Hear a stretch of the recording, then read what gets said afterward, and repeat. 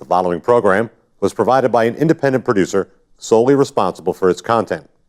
The opinions expressed do not necessarily represent the views of this station, its staff, board of directors, or underwriters.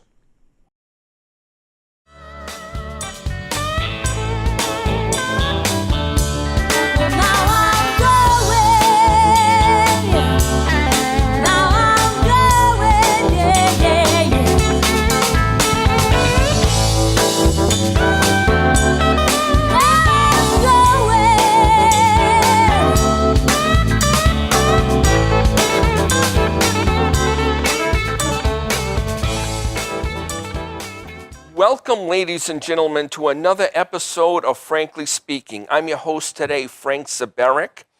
And about a year and a half ago, I had my first episode with the New Hampshire Right to Life, a group out of Concord, headquartered in Concord, that's predominantly focused to protect the unborn, the fetuses from being aborted.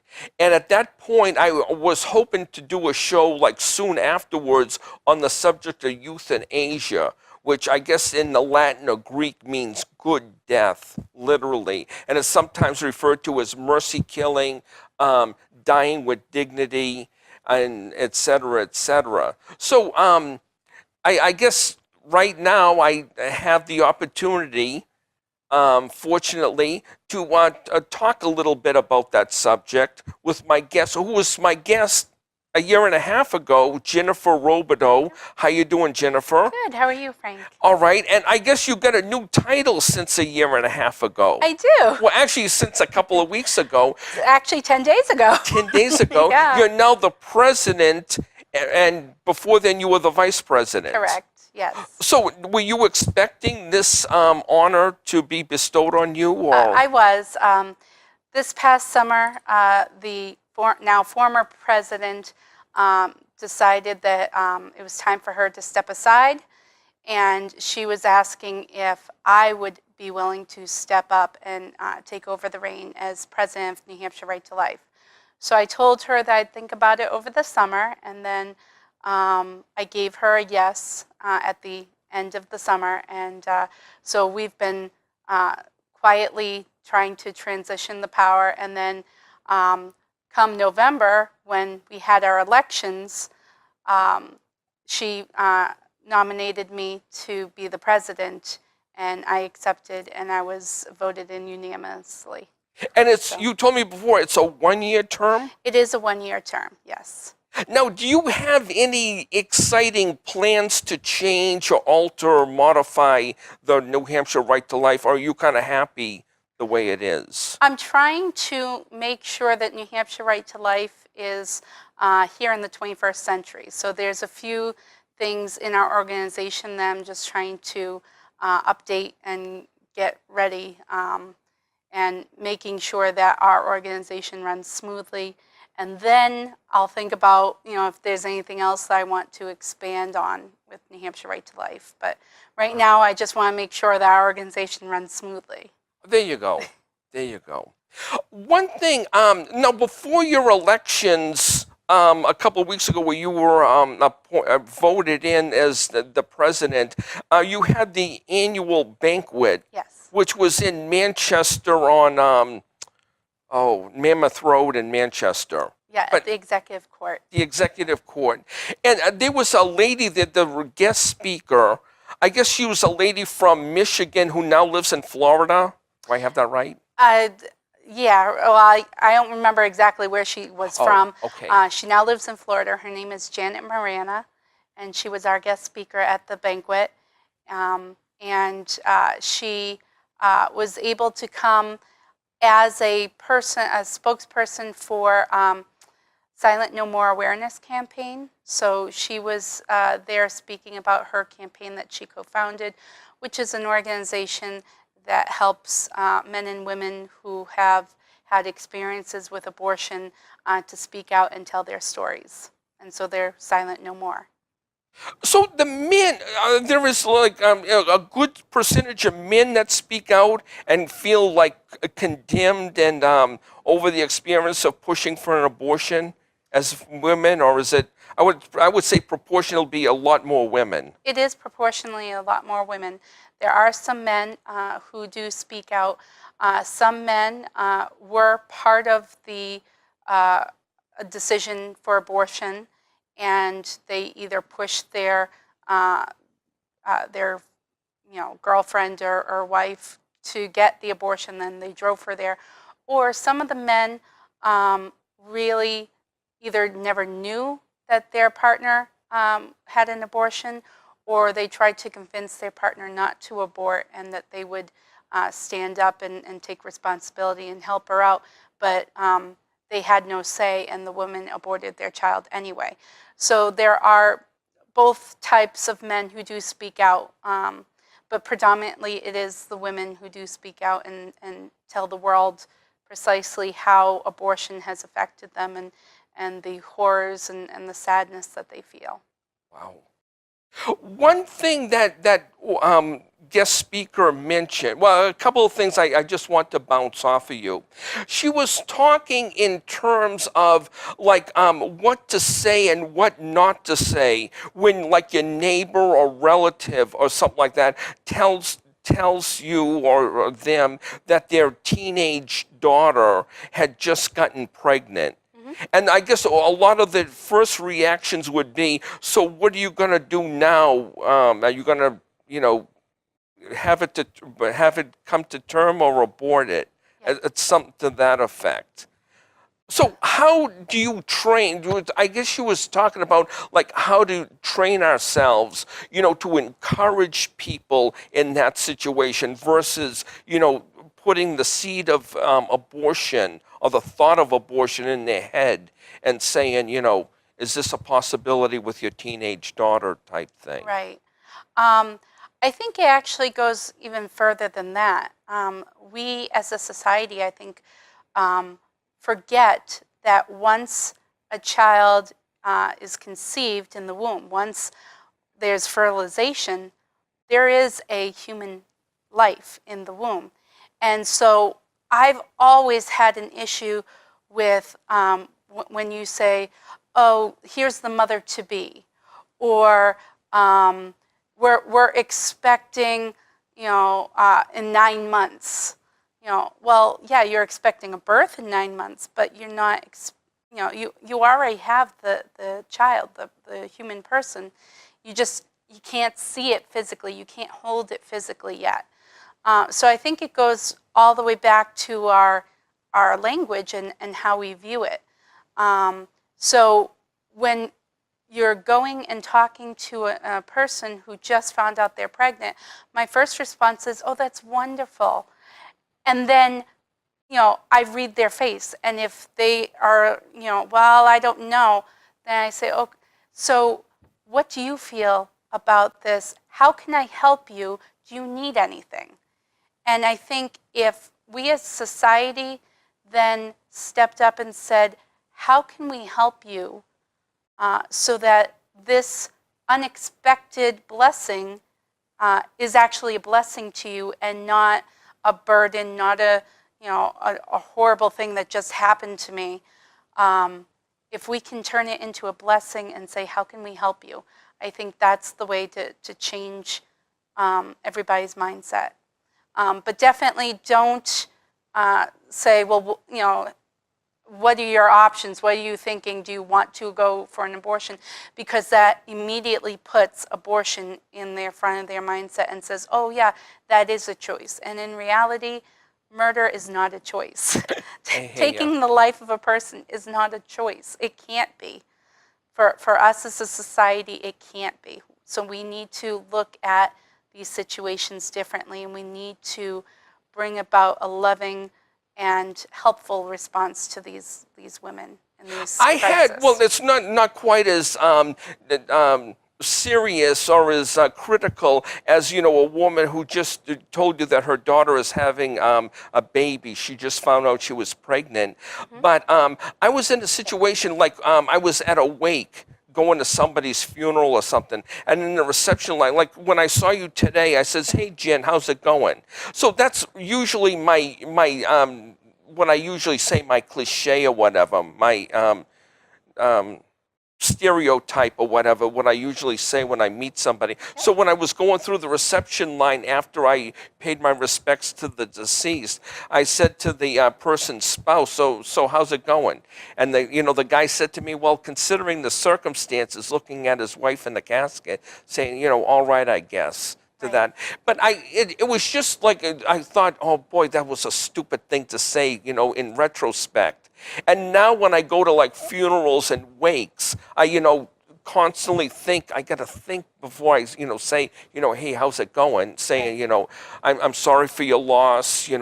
If I don't know how they died, saying, what exactly happened. What was the diagnosis or something like that? Yeah. But it forces me to think a second or two more when I go to like funerals and wakes versus, when I had that experience with, it wasn't I didn't bring the guy to tears or anything like that. Or, he didn't yell at me or anything like that. But I just knew from that point on, sometimes you're going to think. But that's a Right. situation where you got to think a few seconds before you saying, so you're keeping the baby or you're getting rid of it, Right. type thing. Right. I was at Planned Parenthood, probably a year and a half ago now, praying on the sidewalk, and a small group of women were walking to and from Planned Parenthood. And I stopped them and I said, is there something I can do to help you? And I tried to have a conversation with them. And one of them said, well, I just found out I'm pregnant. And I said, well, that's wonderful. Congratulations. And she's like, yeah, I'm okay with it. But we're here actually for another person. She just found out she's pregnant as well. And she's in there, pointing to, the the Planned Parenthood.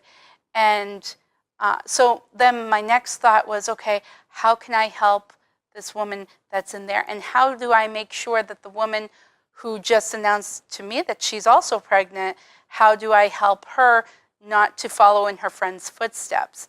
And so I had to think about it for a few seconds like you did, and think back and say, okay, what should my response be? And I think that's how everyone needs to look at this and just step back and say, okay, how can I help this person? What should my response be? Do I know of any places that I can send them if they need help? Do I know any person I can send them to?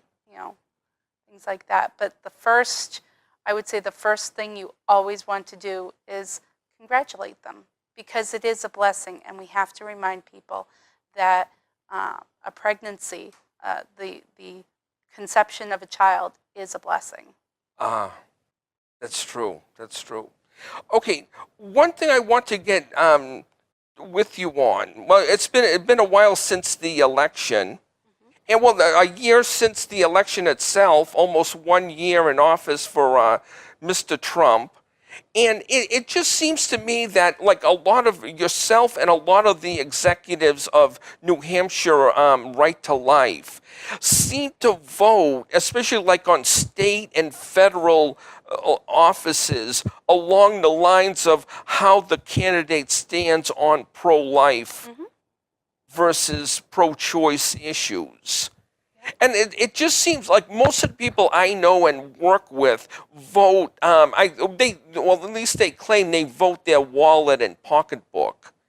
Okay. But it's that maybe not a prerequisite, but it helps that if you want to go, be a serious, compassionate person for New Hampshire Right to Life, you'd want to, live your life according to what you're talking about. Absolutely, yeah. And that would be, so are you happy with the current administration versus the Obama administration for the past 8 years?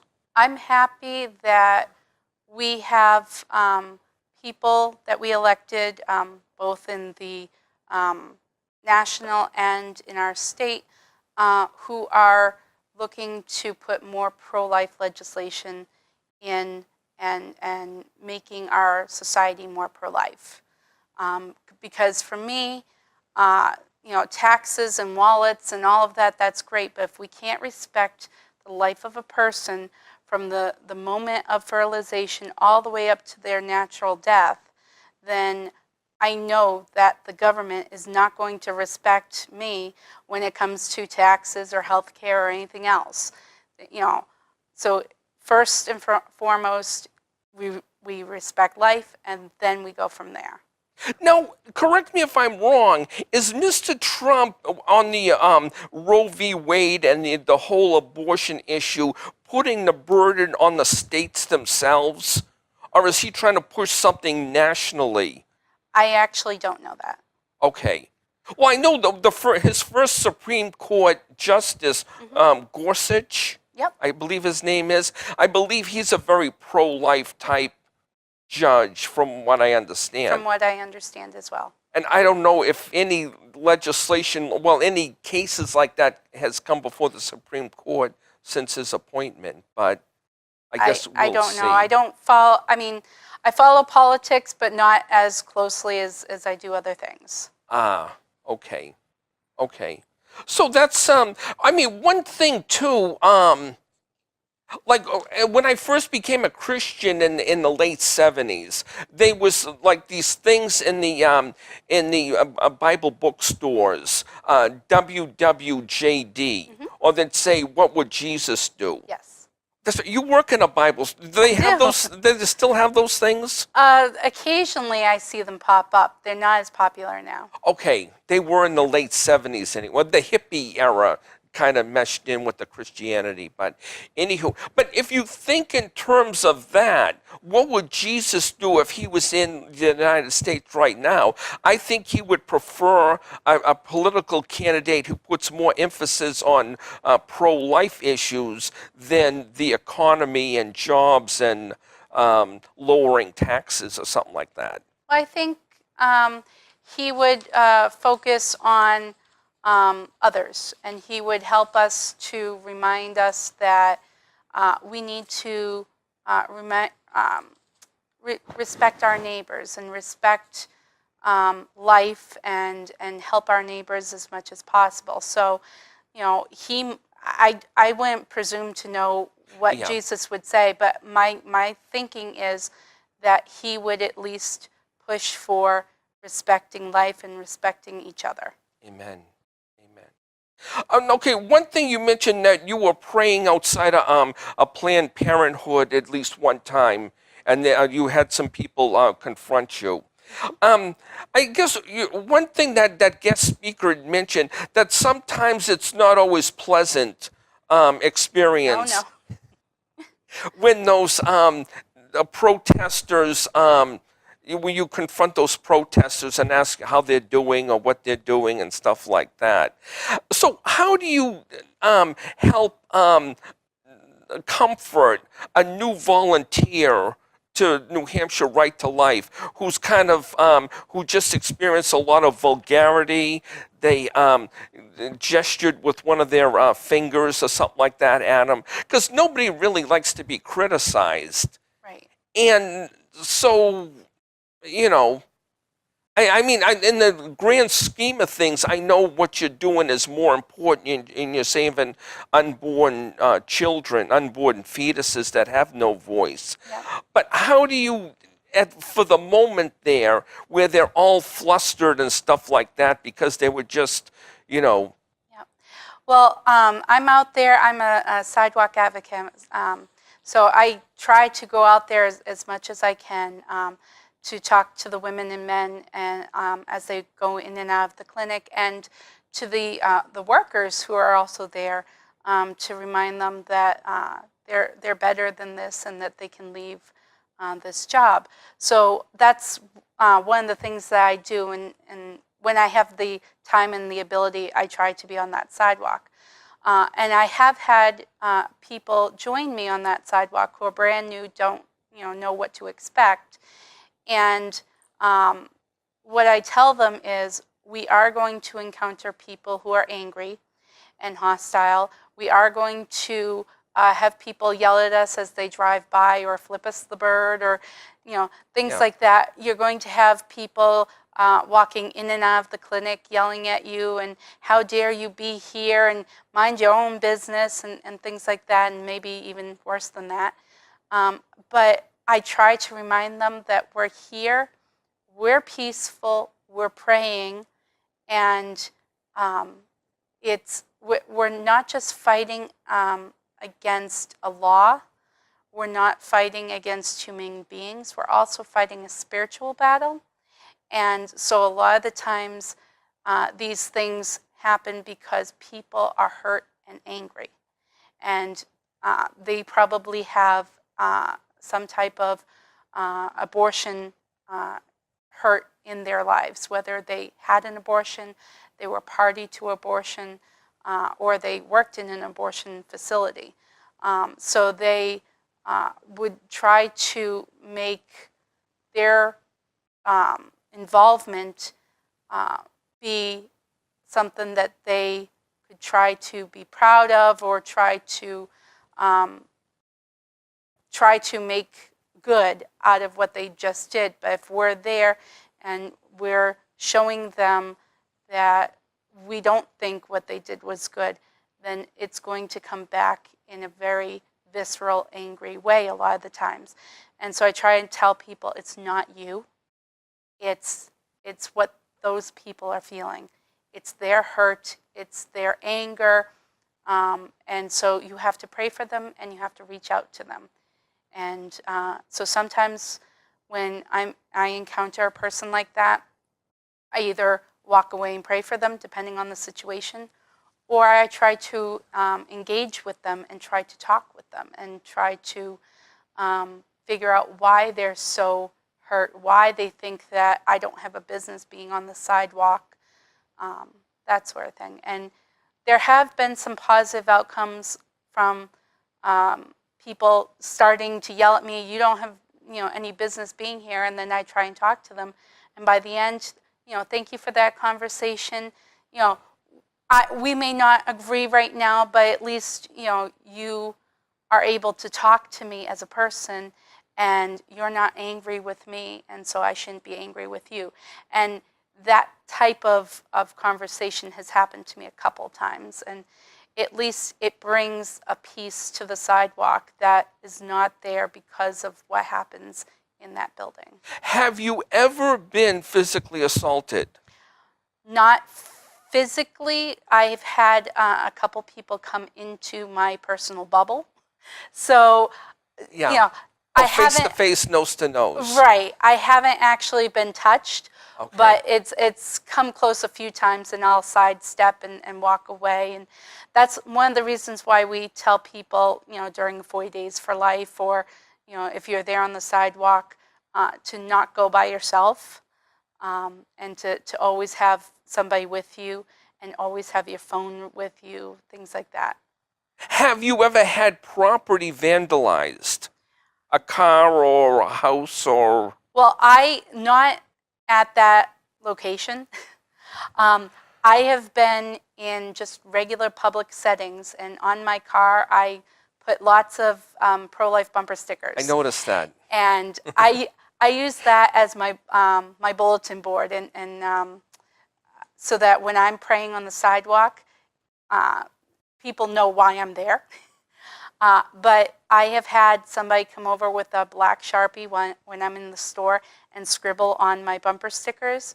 And then, a few years ago, I actually had I presume a woman, leave a Post-it note on my driver's side window with a very vulgar message, basically saying, "How dare you keep your beliefs to yourself and off of my body parts." And I'm putting it nicely. Okay, I appreciate that. Yeah. My producer appreciates that too, I'm sure. But yeah, I guess it comes with the territory, and It does. And once you're in that, you sort of get an idea of how to deal with it and how to let it just roll off your shoulder and just keep praying. So that Post-it note I still have. And I kept it, and I have it with my Bible, and I pray for her every time I see it. Oh, gives you like inspiration. So it does. So I pray for this person. I don't know who she is. She never left her name. but I pray for her and people like her who, Great. just by my bumper stickers on my car, There you go. it made her think and it made her have a reaction that I pray that eventually she seeks help for. Well, at least God knows who she is, so Right. that's what counts. So, getting to our topic here, euthanasia. No, I gave you like some names, but the stories, the issues are probably the same. Somebody has probably carried on the torch, even though the people I'm going to mention here have passed on Yep. to well, hopefully heaven, but if not, then maybe the other place. But Dr. Jack Kevorkian, aka Dr. Death, aka Jack the Dripper.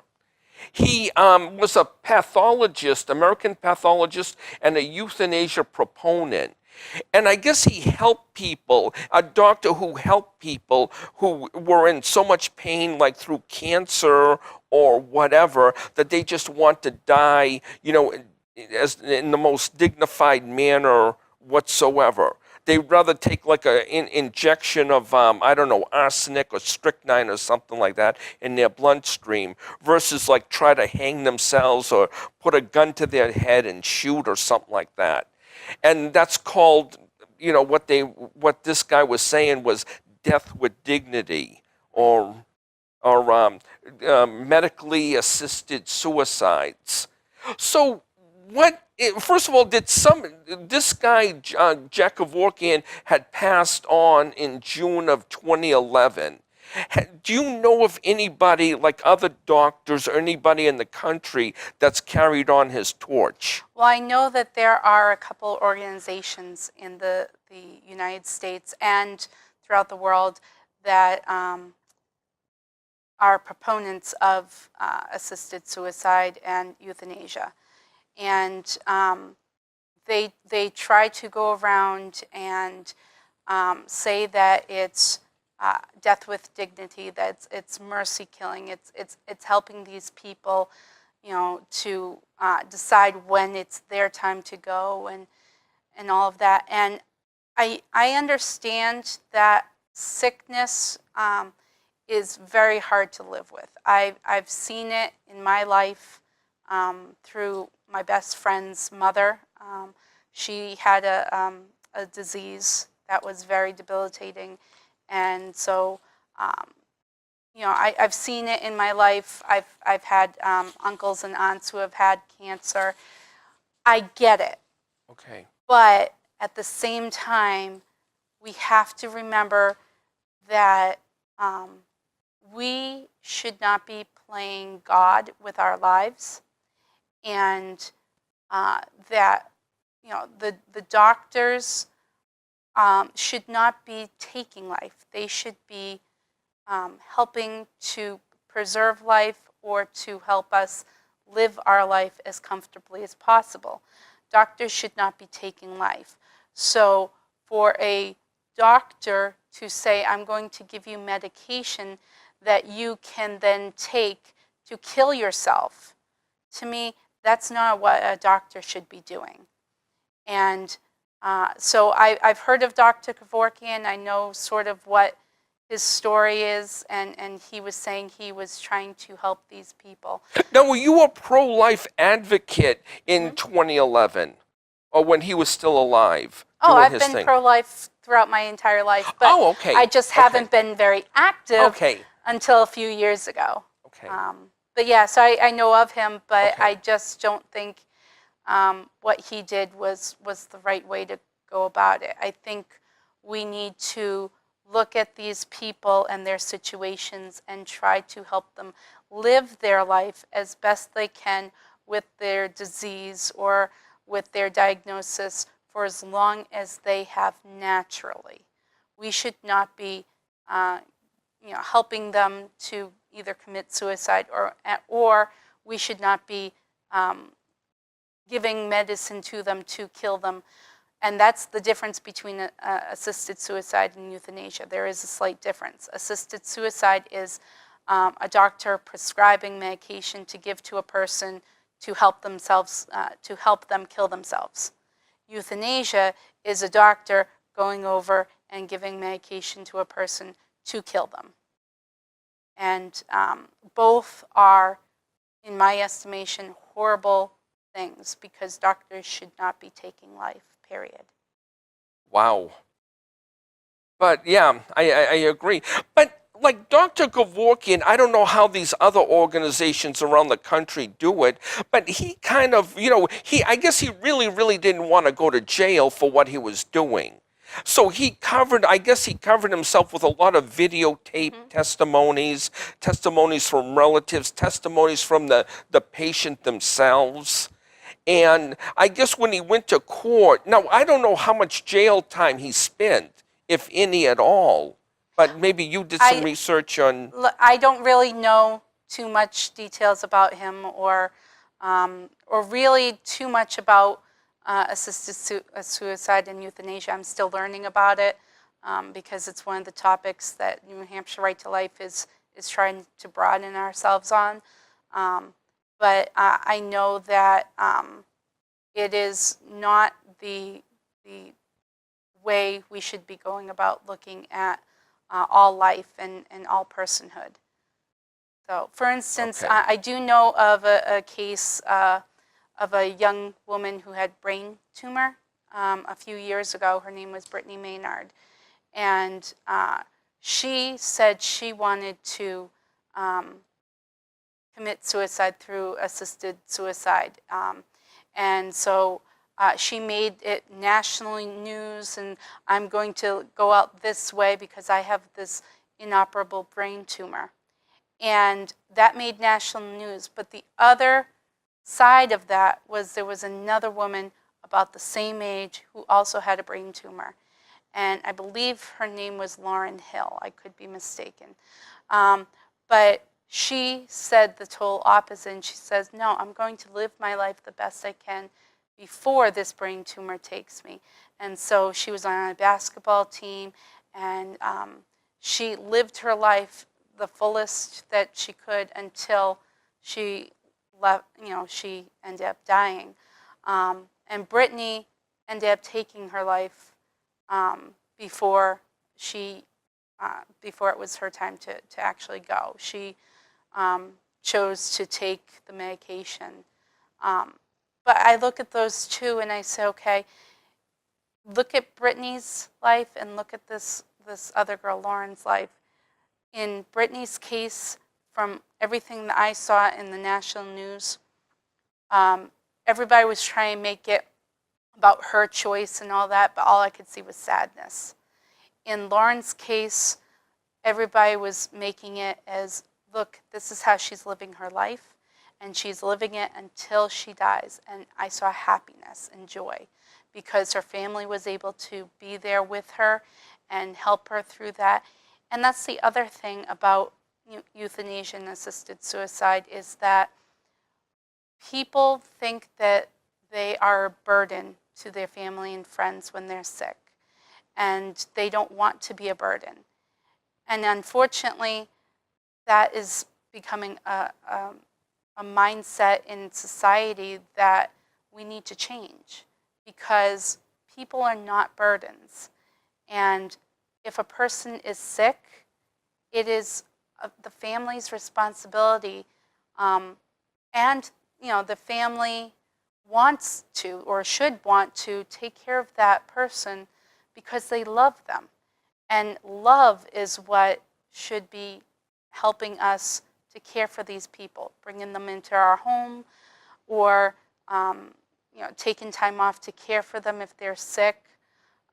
But we shouldn't be a burden to each other, and we should never think of ourselves as a burden because we should all be loving each other and seeing each other as the family that we are and taking care of each other.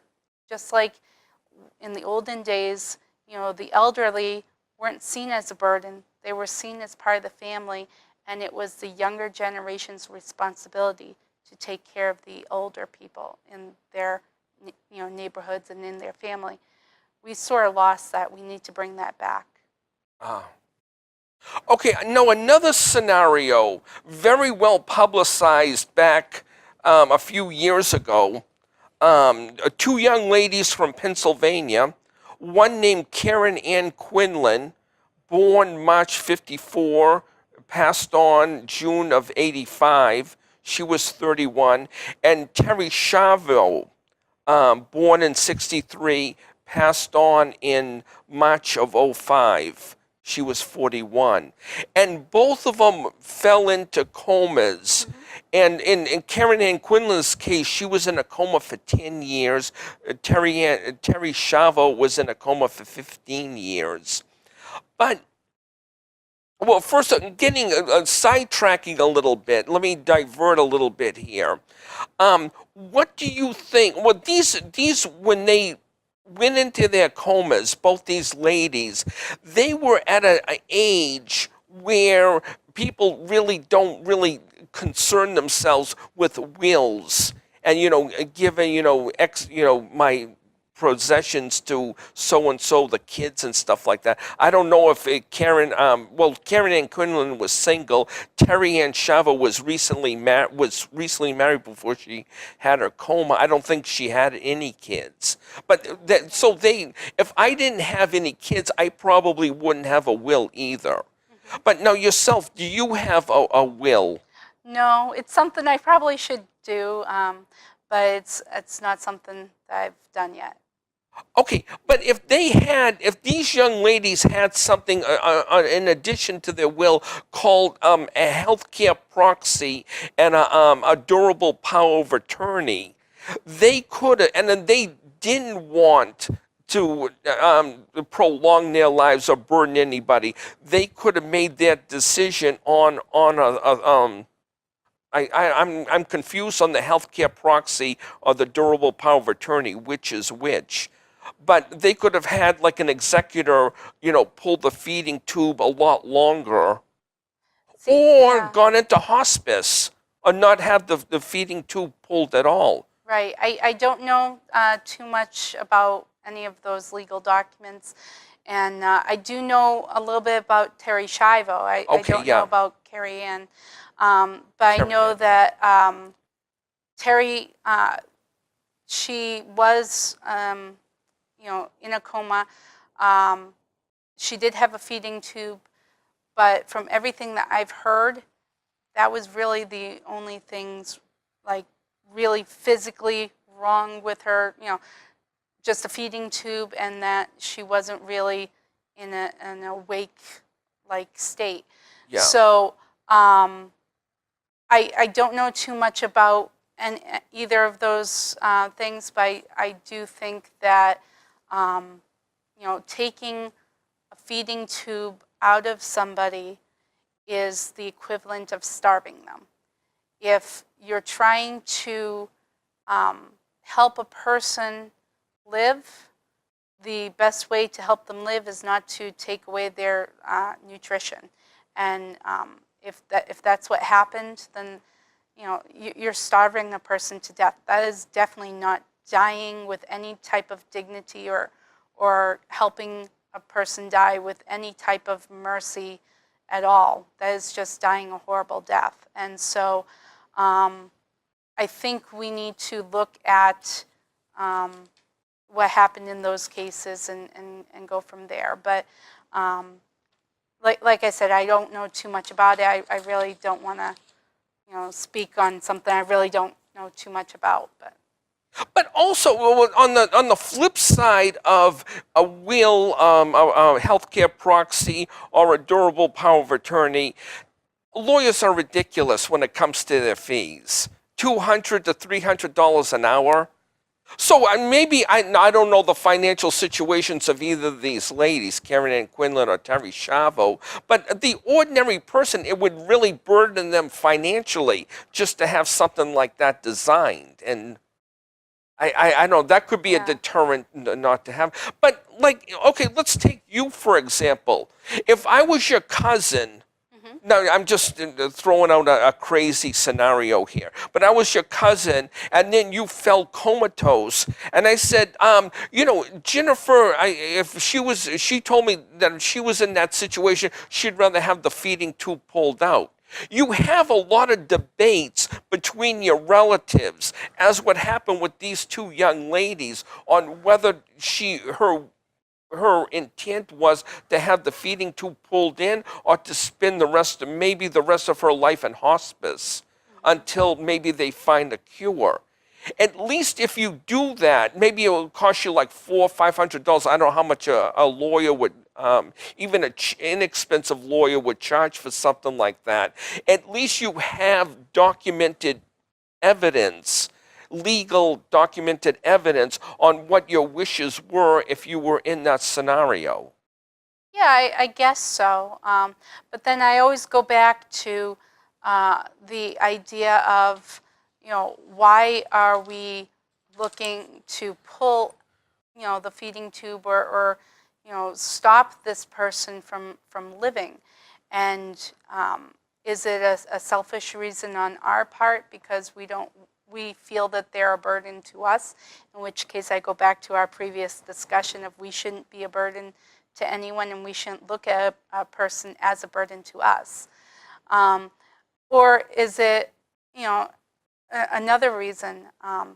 But either way, our laws and our doctors need to look at our lives and say that they should always err on the side of life, and we shouldn't be trying to either kill off our people or trying to take away anything that they might need just because we think, it's been 10 years, they're not coming back.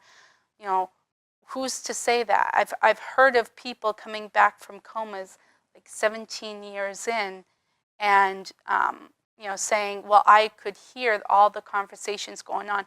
I couldn't talk to you. I couldn't communicate with you that I was here, but I could hear you.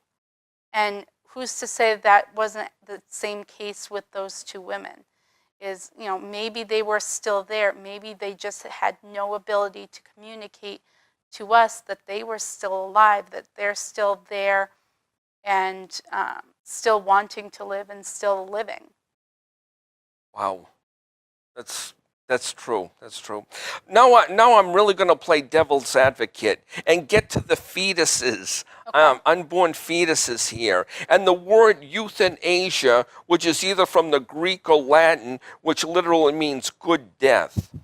And prior to Roe v. Wade, in either, 67 or 73? 73. In 73, the abortions in the United States, the illegal abortions in the United States were very, very horrific in comparison to what Planned Parenthood and some of these places use now, which I believe is a vacuum cleaner type device. Yeah.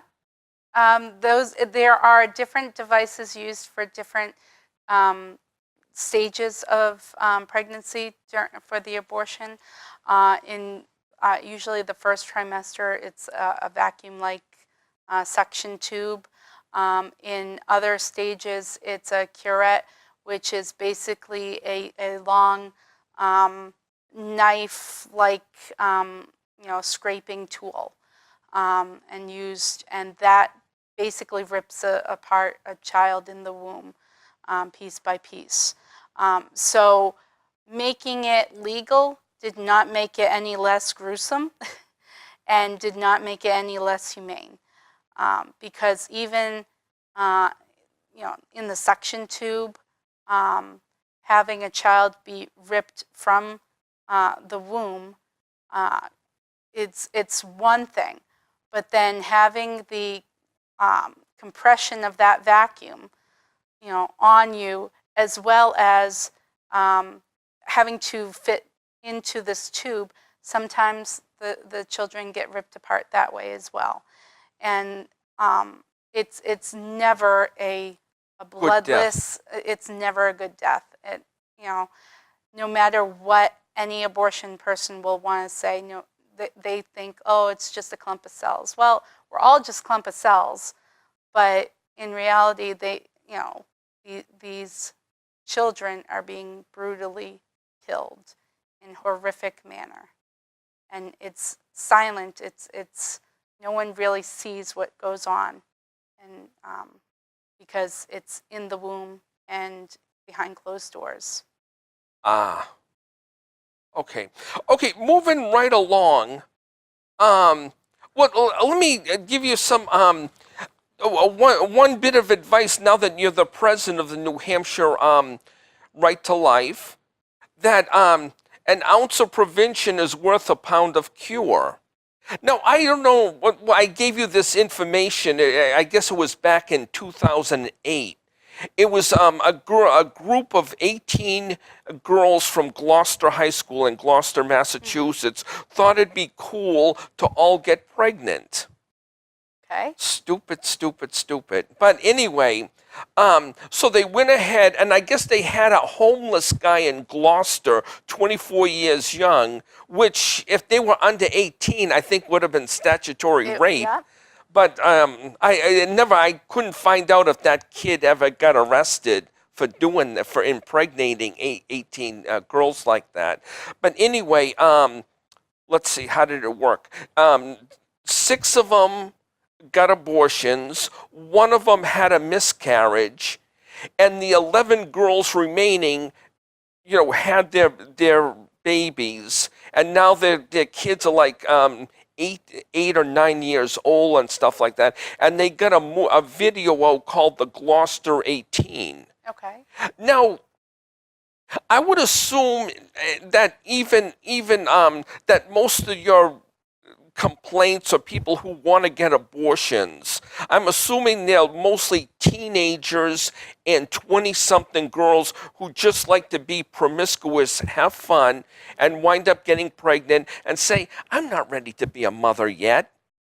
Versus, you've got other excuses, other reasons why people get an abortion, like rape, incest, death of the mother, if she has birth or something like that, if the baby will be malformed if it is born.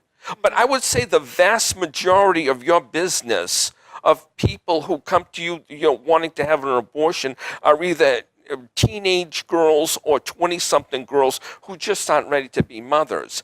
And if they saw this video, the Gloucester 18, of these 8 girls, what did I say, 11 girls? Well, the girls remaining who have, and saying, I wished if I had to do it all over again, I would have used common sense. I can't go to college, I can't work, I can't socialize because I don't have a babysitter. And I'm just saying that, granted, if public high schools were required to see this, girls and boys are still going to, have babies.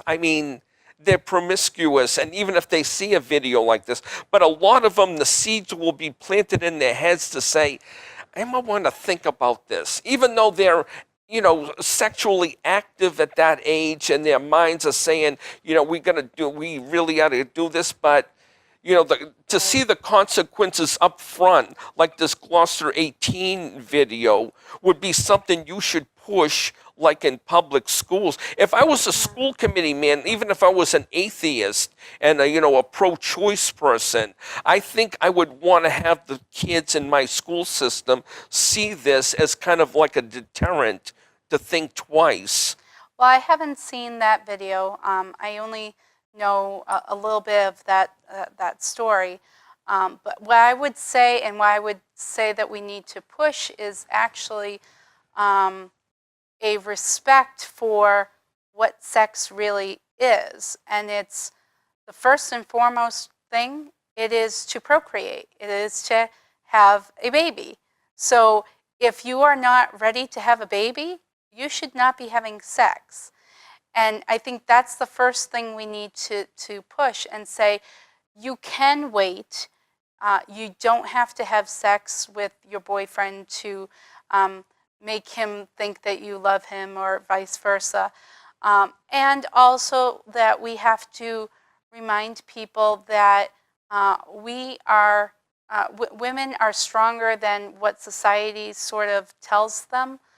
Right now, society tells them that they aren't strong enough to have a baby and go off to college, or have a baby and finish out high school, or have a baby and have a career.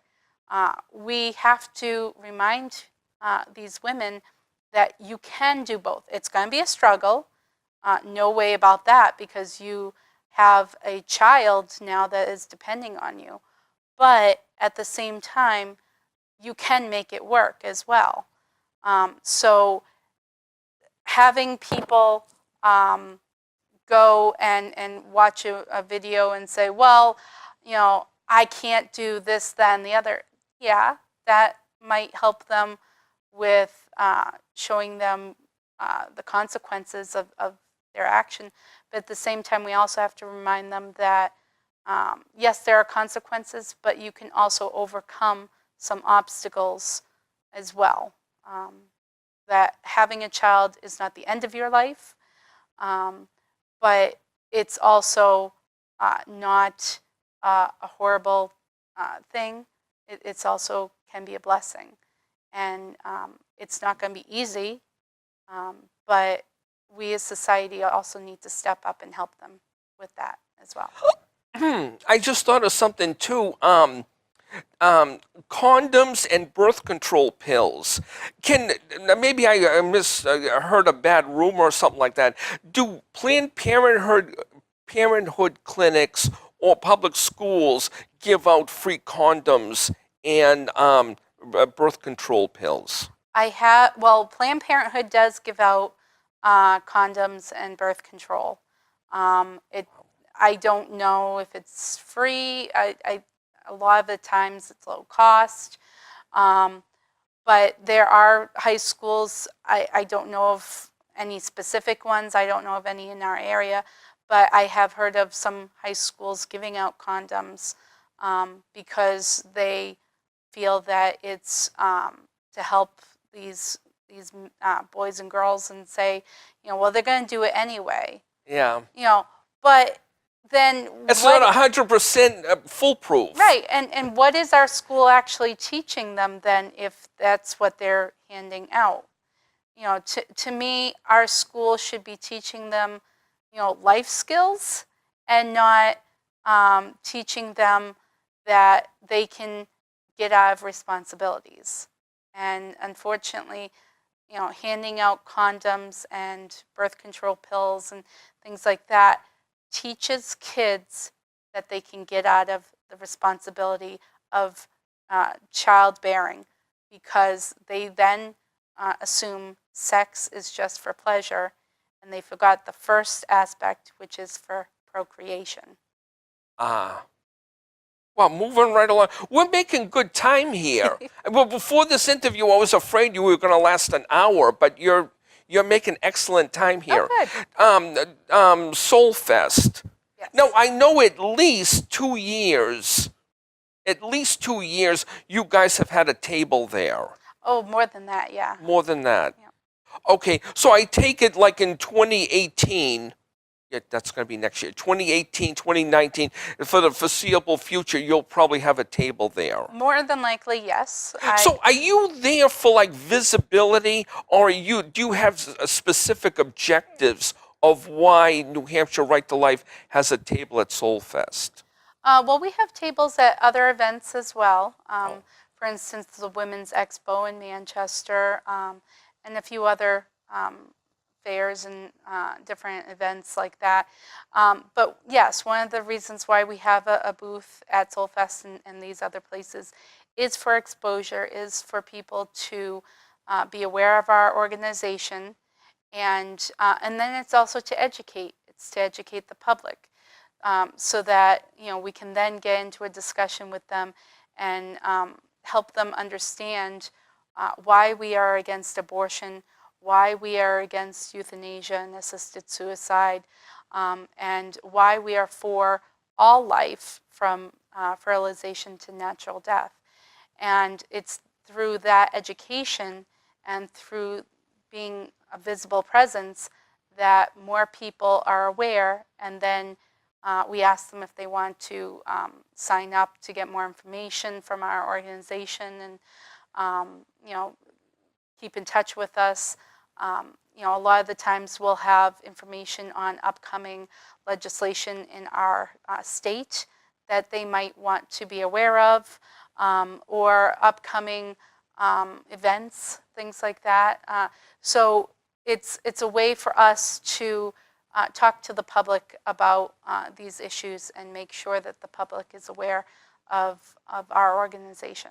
Have you or one of your colleagues at New Hampshire Right to Life ever addressed like a high school? Or are you, is that? We have the Educational Trust Chair, Father Christian Tudor, and a couple other people have gone to St. Paul's School in Concord to address, they were actually invited for a specific summit or something like that to address some issues.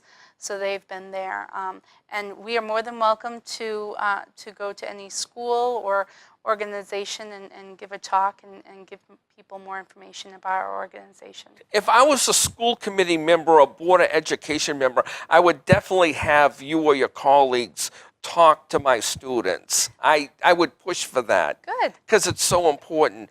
Okay, my producer told me we have, like a minute and a half left. Is there anything we talked about that you'd like to elaborate on, or something we didn't address which you'd like to bring up at this point?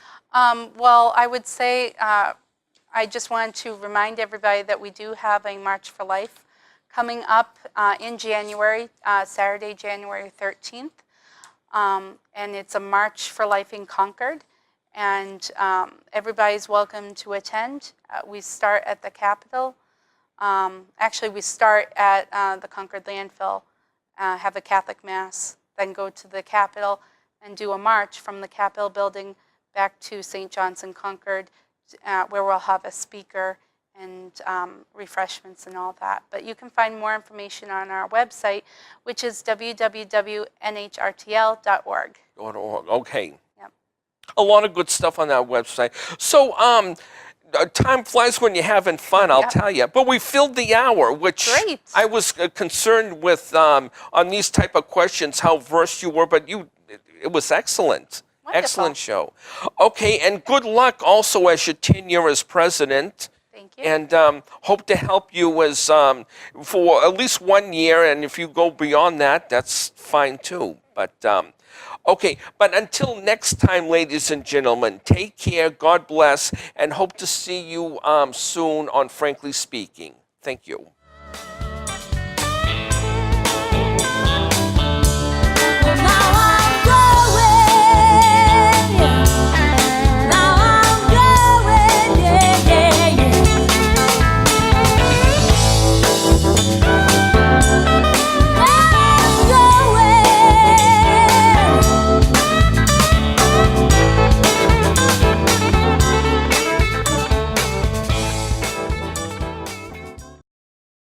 The preceding program was provided by an independent producer solely responsible for its content.